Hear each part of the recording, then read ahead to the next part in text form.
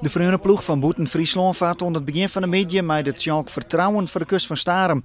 Terug de Heurwien gaat het mis en verliest de skipper de controle over het schip.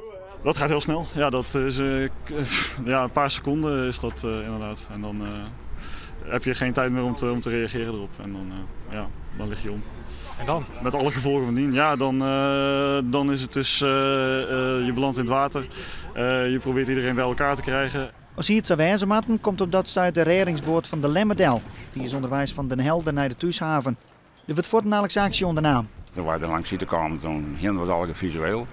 Dan zie je een stuk of 5, 6 die zitten op de hele kant van het schip. En de rest die ligt beneden in het water. Met hulp en een 2 bij, die konden al net meer zelfstandig uit het water komen. Net. Dus een van u is nog maar aan boord geweest op dat koetsje.